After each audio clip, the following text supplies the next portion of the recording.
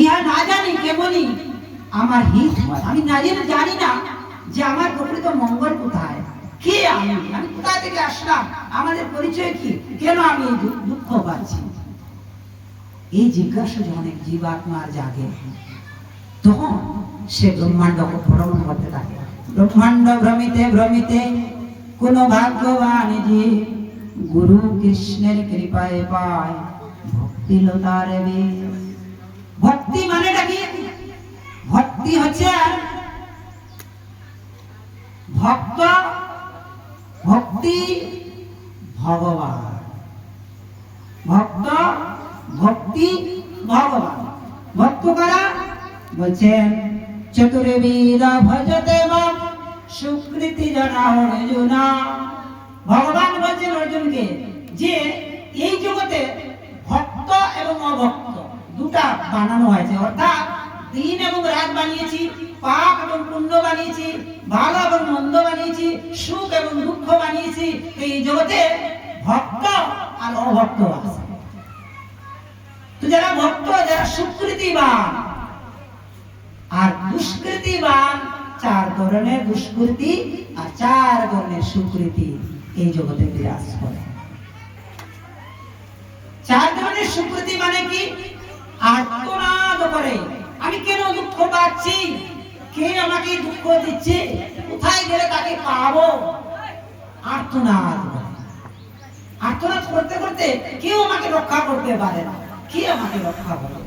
তাই সে আর্তনাদ করে, আর্তনাদ করে নিশ্চয়ই আমার একজন সৃষ্টিকর্তা আছে। এক নম্বর, সে ভক্ত হয়ে যায়। আর্তনাদ করে খুঁজতে থাকে আমি কেন দুঃখ পাচ্ছি। আরেকটা কি না, অর্থাৎ টাকা পয়সার লোভ লালসে বুঝায় ধর্ম করলে টাকা পয়সা আসবে, তাই ধর্মের মধ্যে চলে যায়।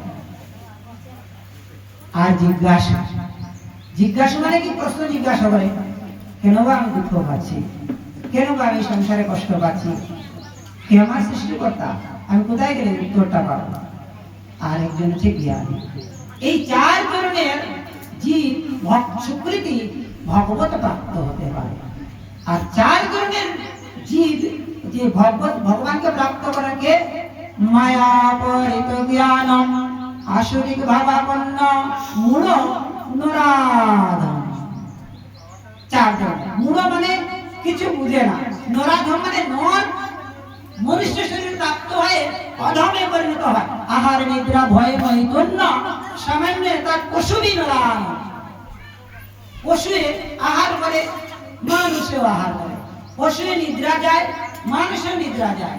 পশুয়ে বংশ বিস্তার করে, মানুষেও বংশ বিস্তার করে। পশু কারোর কাছ থেকে ভয় পায়, মানুষও ভয় পায়। মানুষ এবং পশুর তফাৎ কি? তাই বুঝে নরাধম মায়া অপরিত জ্ঞান আসরিক ভাবাপন্ন ভগবানকে প্রাপ্ত করতে পারে না। তাই যখনই তার ভাগ্য হবে সুকৃতি, তখন ব্রহ্মাণ্ড ভ্রমণ করতে হবে। ব্রহ্মাণ্ড ভ্রমণ করতে করতে কোন এক সাধু বৈদ্য পায়, সেই সাধুর উপদেশে পিশাচি পলায়। কেন পিশাচি? বলছে নিচে মায়া বসে যাচ্ছ বেশে, খাচ্ছ হাবুডু বুবাই, রাধা কৃষ্ণ বলে বলে রে সবাই। মায়া বসে হাবুডুবু খাচ্ছি। কেন? নিচে মায়া। কারণ এই মায়ার হাবুডুবু মানে কি? সুখ আর দুঃখ।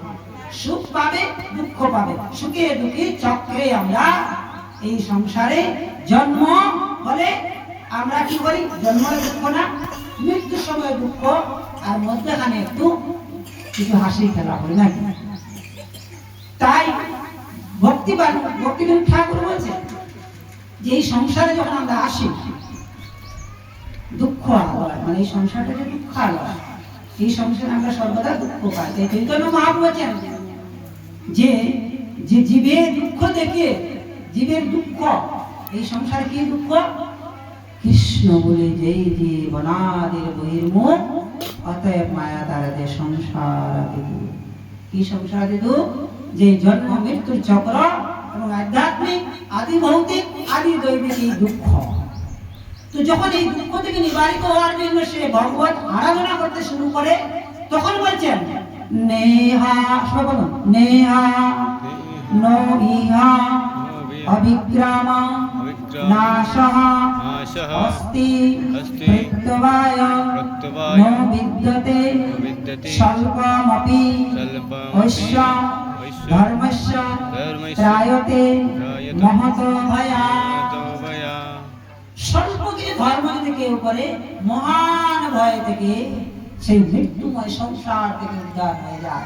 আর সেই মৃত্যুময় সংসার থেকে উদ্ধার হওয়ার জন্যই কলির কালে ভগবান অধঃপতন এই কলিযুগে হচ্ছেন অল্প প্রায়ণ অল্প আয়ু বল সভ্য কলাস্মিন যুগে জনা মন্দ সুমন্দ মন্দ ভাগ্য বিপদূতা।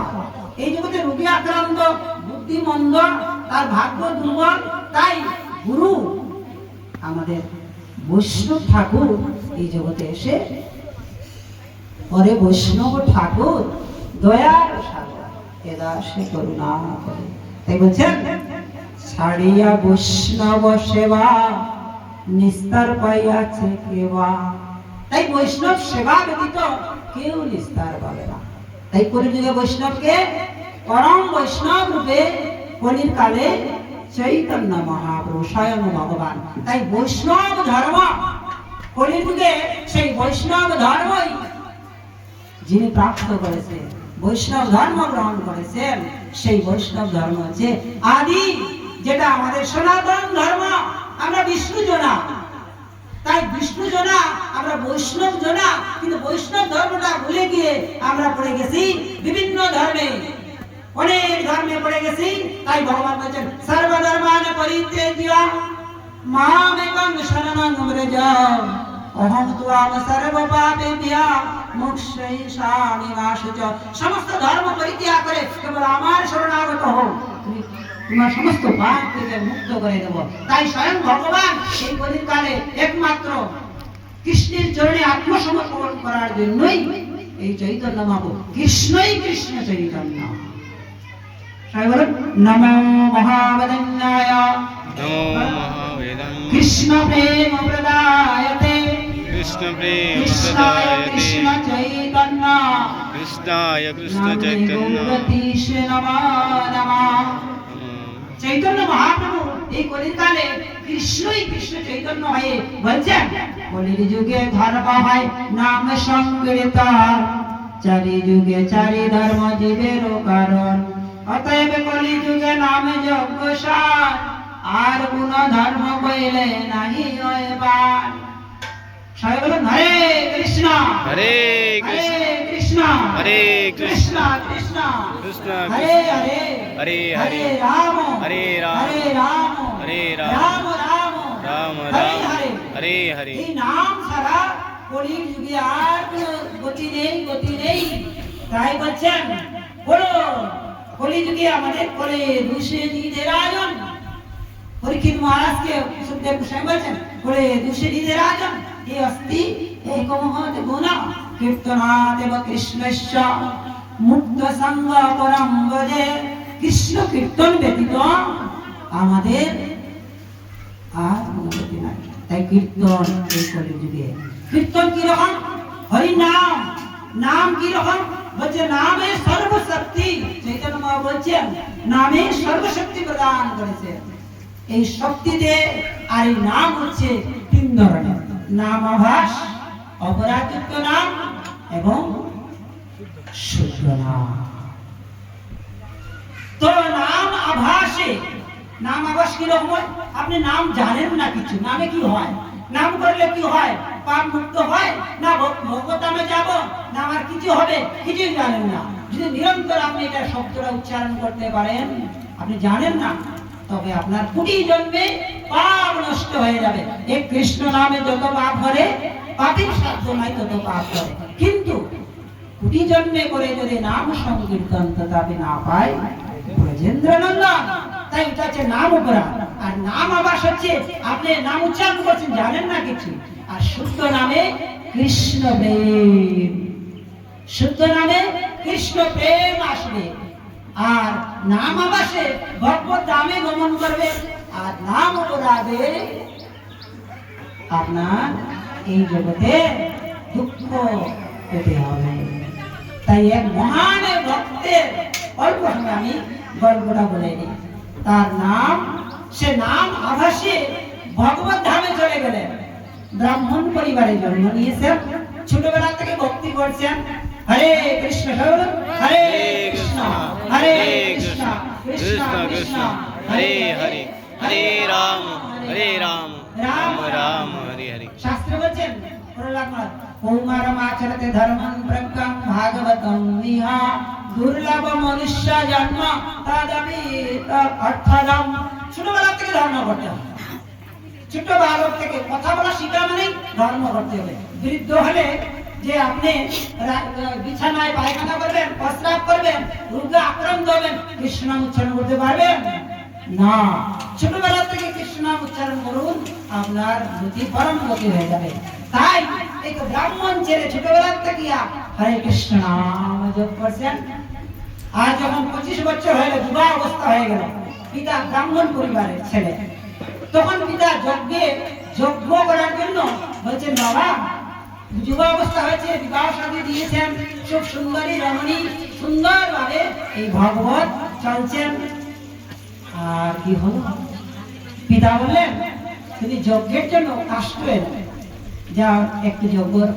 তাই সেই ব্রাহ্মণ পুত্রটা কি করলেন, গেলেন বনে, আর কাষ্ঠ, কিছু ধূপ, কিছু ফল ফুল সবগুলা নিয়ে আসলেন।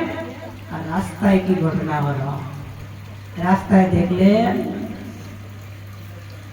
এই কলির কালে 4টা পাপ কর্ম, বেশ্যাগমন, আমিষ আহার, অবৈধ স্ত্রী সঙ্গ, সুরাপান, দ্রুত ক্রীড়া, এই 4টার মধ্যে কলি প্রবেশ করে।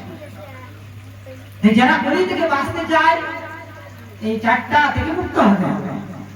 তো এবার পাপ কর্মে লিপ্ত হয়ে গেছে এক যুবক আর এক যুবতী। তো যখন ধর্মভ্রষ্ট কখন হয়, আমাদের এই দৃষ্টি যদি কুদৃষ্টি পড়ে, কথা পড়ে, কর্মে দিকে যদি আমাদের খারাপ শুনে, তখন আমাদের ধর্মভ্রষ্ট। যতই ভক্তি হোক, জিতেন্দ্রীয় পুরুষ ছিল সেই ব্রাহ্মণ ছেলেটা, কিন্তু কি হলো, তার এই ভক্তি আধ্যাত্মিক শক্তিটা এই বেশ্যা এক যুবক যুবতী সেইভাবে কলির পাপ কর্মে লিপ্ত হয়ে যখন দর্শন করেছেন, তখন তার মন বিগলিত হয়ে গেল। এই রমণীটাকে আমি কিভাবে বিবাহ করবো, মাথায় নিয়ে নিলেন, আর মাথায় কাষ্ঠ নিয়ে যজ্ঞে বাবার কাছে দিলেন। কিন্তু মন কোথায়, বলছে মন আমাদের শত্রু, মন আমাদের মিত্র, মনই আমাদের নরকের দুয়ার, মন আমাদের স্বর্গের উচ্চ কুলে যেতে হয়। তাই মন আমাদের শত্রু, মনকে কন্ট্রোল রাখতে হলে কৃষ্ণ নাম করতে হবে। মন মনা ভাব মদ ভক্ত মজ্জাজি মাম নমস্কুরু।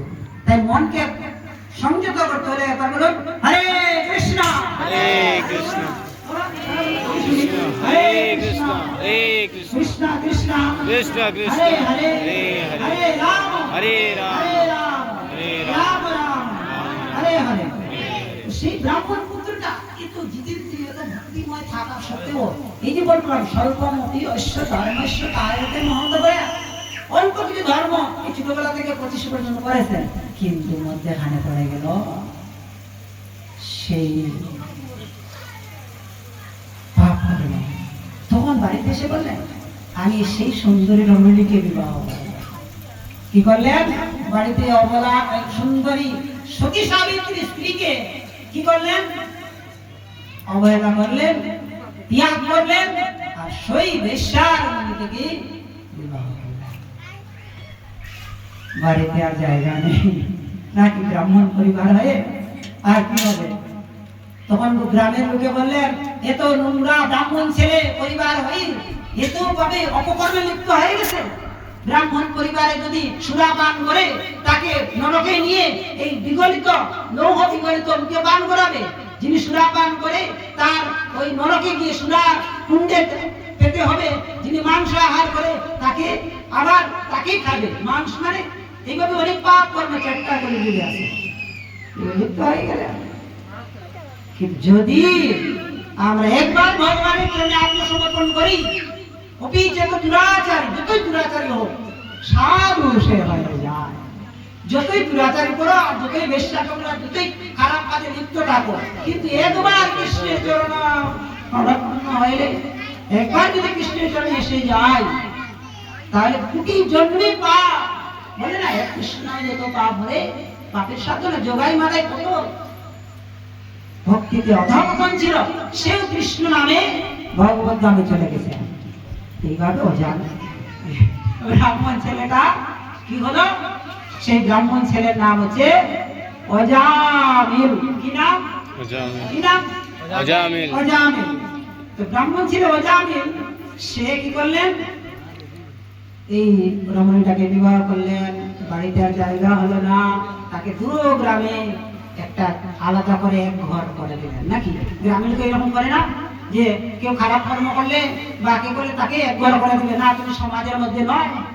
এইভাবে দীর্ঘদিন চলছে চলছে চলছে, চুরি ডাকাতি বদমাশি, পূজা পাঠ ছেড়ে হরির নাম ছেড়ে কি করলো, চুরি ডাকাতি বদমাশি লুচ্চামি সকলকে লুণ্ঠন করে সেই বেশ্যাকে সন্তুষ্ট করতে শুরু করলো।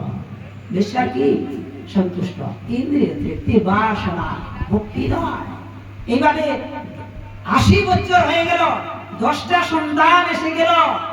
তারপরে 80 বছর পরে সেই বেশ্যা মায়ের গর্ভে, বেশ্যা মা মাতৃরূপে আরম্ভ করেছে। নাকি সেই সেই উনার গর্ভে এক মা গ্রহণ, বেশ্যাকার যে মা সেই মা হয়। তো সে কি করলেন, এক সন্তান। এই 80 বছর অজামিল হওয়া সত্ত্বেও পরবর্তীকালে আরেক সন্তান আসলো গর্ভে। তখন চাতুর্মাস্য ব্রতে 4 জন সাধু ভ্রমণ করছে, বলছে আমরা কোন সাধুর বাড়ি যাব, খাবো আর বৈষ্ণব সেবা পাবো, আমরা খুঁজছি কোথায় গেলে পাবো। তো গ্রামের কিছু দুষ্চরিত্র লোক বলছেন ওই এক জায়গায় বৈষ্ণব আছে, কিন্তু গ্রামে জানে ও তো বৈষ্ণব নাই, ও দুরাচারী, বেবিচারী, অন্যায় অত্যাচারী। কিন্তু গ্রামের লোকে কি করলো, একটু বদমাশ লোক বললো, সাধুকে সম্মান করতে পারে না, কিন্তু গ্রামের লোকে, কিন্তু যারা বৈষ্ণব সাধু তারা সম্মান করে, যারা ভক্তিমূলক তারা সাধুকে সম্মান করে, আর যারা ভক্তিমূলক সাধু সম্মান করে। তাই কি করলেন, ওই জায়গায় যাও, ওখানে যাও, বৈষ্ণব সেবা হবে, ভালো হবে। সাধু যেখানে যাবে পবিত্র, যেখানে তার চরণ পড়বে সেখানে বলছে, ভগবান বলছেন আমার ভক্ত যেখানে কীর্তন করে, যেখানে তার পদধূলি দিবে সেখানে গঙ্গা পবিত্র হয় ভাগবতে বলে। নাকি সেই চরণগুলা গঙ্গা পবিত্র হয়ে যায়, ভাগবতে বলছেন। তাই সাধুর চরণগুলি তীর্থে পরিণত হয়ে যায়, যার গৃহে সাধুর চরণগুলি পড়ে। সেই 4 জন সাধু ওই বাড়িতে যখন গেলেন, তখন দেখলেন এই যে ধর্ম করেছে না, একটু করেছে না 25 বছর, এরপরে তো পাপ কর্মে লিপ্ত হোক, যাই হোক, কিন্তু সাধু কৃপা, সাধু সঙ্গ, সাধু কৃপা হয়ে গেলে যতই দুরাচারী হোক তার কোনো অনুমতি না। তো বলছেন ওই মাকে বললেন, মা আমাদের একটা কথা রাখবেন, এই সাধু সেবার ফল তো বৃথা যাবে না, তাই একটা কাজ করবেন, তোমার গর্ভে যে সন্তান তার একটা নাম আমরা দিয়ে দিব, সেটা রাখবেন। যথা সময় নাম দিলেন, সবটা সময় মা সন্তান এই ভূমিতে আসলেন। আর কি হলো, এই 80 বছর হলেও প্রত্যেক মা বাবা সন্তানের প্রতি আসক্ত। নাকি এই সন্তানকে খেতে ওর নাম নিবে, বসে ওর নাম নিবে, সন্তানের প্রতি আসক্ত। তাই আপনি সন্তানের প্রতি আসক্ত, আর যার প্রতি আসক্ত হন, আসক্তি যার প্রতি আসক্ত হবে তার প্রতি দিনরাত চিন্তা করবেন। নাকি আপনার সন্তানের খারাপ কাজ করে আপনি চিন্তা করবেন, ভালো কাজ করলেও আপনার সন্তানের চিন্তা করবেন, না করবেন না? খারাপ করলেও আপনি সন্তানকে চিন্তা করলেন, আর ভালো কাজ করলেন। তো জানেন কি বললেন, খেতে ওই তার সন্তানের নাম ডাকছে, বসতে নাম ডাকছে, খেতে নাম ডাকছে, শুতে নাম ডাকছে। এইভাবে ওই সন্তানের প্রতি আসক্তি হয়ে দিন রাত কাটাচ্ছে। একদিন অন্তিম সময় এসে গেল। নাকি মৃত্যু আমাদের সবার আছে। তাই যখন মৃত্যু হলো, মৃত্যুর সময় আসলো, তখন হঠাৎ মৃত্যু আসবে, ভয়ঙ্কর মৃত্যুর 40,000 দুঃখ আমাদের মধ্যে আসবে মৃত্যুর সময়। কিন্তু ভক্তের আর অভক্তের মৃত্যুর যন্ত্রণা আছে বিড়ালের কামড়ানো। বিড়ালে ইঁদুর ধরলে যেভাবে ইঁদুর মহা সংকট ভয় পায়, আর ওই বিড়ালে বাচ্চাকে তার বাচ্চাকে ধরলে ভয় নেই। এইভাবে ভক্তের মৃত্যু তার বিড়ালের বাচ্চার মতো কোনো ভয় নেই, আর অভক্তের মৃত্যু বিড়ালের মুখের ছানা দিয়ে ইঁদুর ধরার মতো ভয়। বুঝে গেল? তো যখন তার কোনো পাপ ভগবানের শরণাগত নেই, তো মহা ভয়, এত দুঃখ যন্ত্রণা আসছে। আর ওই জমপুরি থেকে 3 জন মহা ভয়ঙ্কর অসুরের মতো এক দূত পাঠিয়ে দিলেন, বড় বড় চোখ, কালো চেহারা, মোটা, তারপরে ওকে টানছে, নিয়ে আসছে, চলো নরকে চলো। নরকে যাচ্ছে, 3 জনকে ধরে টানছে। কি কাকে টানছে? তার আত্মস্বরূপটাকে। নাকি এই শরীর তো জায়গা থাকবে নাকি, সবাই শরীর তো ফেলে যায়। আত্মস্বরূপে আমাদের মন, বুদ্ধি, অহংকার একটা শরীর গঠন হয়, আর একটা যে চিন্ময় শরীর। তো এখন নরকে নিয়ে যাবে তাকে। তো নিজেকে নিয়ে যাচ্ছে, নিবে যখন শরীরটাকে ছুটছে, 40,000 বিচ্ছিন্ন দংশনের মতো কষ্ট হচ্ছে, তখন বলছেন তার পুত্র কার মুখে আমরা যেটা অভ্যাস করবো সেটাই আমরা নাম করবো। তাই মুখে যেটা আমরা অভ্যাস করবো সেটাই কি করবো? যেটা অভ্যাস করবে সেটাই কিন্তু আপনারা নাম বলবে নাকি। তাই ও অভ্যাস কি করছে? প্রতিদিন তার পুত্রের নাম আছে নাকি। তাই পুত্রের নাম নিতে ওই মৃত্যুর সময় তার পুত্রের নাম উচ্চারণ হলো নারায়ণ। কি বললো? বলো সবাই, বলো একবার নারায়ণ। তো নারায়ণটা ধর্ম করলো না, ও জানছে নারায়ণকে, কিন্তু কাকে ডাকছে? কাকে ডাকছে? ছেলেকে। তার নারায়ণ কাকে? নারায়ণটা কে? ছেলে। তার ছেলের নাম। তাই বলছে নারায়ণ আমাকে বাঁচাও। ভগবানকে ডাকছে না, ভগবান ডাকছে না, কাকে ডাকছে? ছেলেকে। ছেলেকে। কিন্তু প্রতিদিন খেতে নারায়ণ, বসতে নারায়ণ, শুতে নারায়ণ, খেয়েছে নারায়ণ, বসেছে নারায়ণ। নারায়ণ না থাকলে তো আমি বাঁচতে পারবো না। পার্বতী এত ভগবান জানে না নারায়ণ, কিন্তু নারায়ণ নাম নেই। কেন? সুকৃতিবান। এই যে ধর্ম করেছে শঙ্কর, তাই যখন নারায়ণ উচ্চারণ করেছে, যমদূত টানছে, তখন অনাদির আদির গোবিন্দ অধিপতি নারায়ণ, বৈকুণ্ঠ ধামের অধিপতি শুনলেন আমার নাম কে উচ্চারণ করছে। তাই বলছেন, শুনো পার্শ্বদ, নন্দ সুনন্দ, যাও 4 জন বিষ্ণুদূতকে পাঠিয়ে দিলেন, আমার ভক্তকে নিয়ে আসো। এ তো পাপ কর্ম করা ভক্তকে ব্যবহার হয়ে গেল ভগবানের দৃষ্টিতে নাকি। অপি চেত দুরাচারী ভজতে অনন্যবা সাধুরেব, সাধু হয়ে যায়। তাই বলছে আমার ভক্তকে নিয়ে আসো। 4 জন বিষ্ণুদূত এসেছে, এসে বলছেন এই যে ভয়ঙ্কর বিকট অসুর, যে ওদেরকে অসুর বলতে যমরাজের দূত, ওদেরকে বলছেন আমাদের ভগবানের, আমাদের এইটা আমার জন্য, আমাদের এটা। বলছে না না, এটা আমরা নরকে নিয়ে যাবো, ওকে নরকে নিয়ে যাবো। বলছে না, তারা দুজনে যুদ্ধ করতে শুরু করলো, মহা যুদ্ধ হয়ে গেল। সূর্যের মতো তেজময় এই 4 জন বিষ্ণুদূত পরাস্ত হয়ে গেল। জমপুরের যারা দূত ভস্ত হয়ে গেল। ও জামিন তো বসে দেখছে, শরীর থেকে প্রাণ বেরোবে না, দেখছে। আর দেখে কি করছেন? শুনছে কে শ্রেষ্ঠ, কে মহাত্মা, কে। তখন তার মনে এসে গেল আমি তো ভুল কাজ করলাম, পাপ কর্মে লিপ্ত হলাম। তখন ওই জমপুরীর যুদ্ধে পরাস্ত হয়ে চলে গেলেন। আর বিষ্ণু বললেন তোমাকে একটা সুযোগ দিলাম, যে তোমাকে এখন তো নেওয়া যাবে না, কারণ তুমি যত পাপ কর্ম করেছো। নারায়ণ নাম নিয়েছে কেন? আবাস হয়েছে, কিন্তু শুদ্ধ নাম হয়নি নাকি। শুদ্ধ নাম কাকে? প্রেমময়ী ভগবানের আরাধনা। আর যখন প্রেমময়ী আরাধনা করবে, শুদ্ধ নাম আসবে, তখন ভগবত নামে চলে যাবে। তখন বলছেন তোমাকে একটা সুযোগ দেব, এখন শুদ্ধ নাম জপ করো। তাই হরিদ্বারে গিয়ে হরে কৃষ্ণ হরে কৃষ্ণ হরে কৃষ্ণ কৃষ্ণ কৃষ্ণ হরে কৃষ্ণ হরে হরে হরে হরে রাম হরে রাম হরে রাম হরে রাম রাম রাম রাম হরে রাম হরে। হরে এভাবে হরে। নাম করছে আর অপকর্মের কথা মনে করছে। ভগবান আমি মা বাবাকে খাওয়ালাম না, আমি সুন্দর সাবিত্রী সতী নারীকে আমি ত্যাগ করলাম, আমি এত পাপ কর্মে লিপ্ত হয়েছিলাম, আমি অধম অধম ধন্য।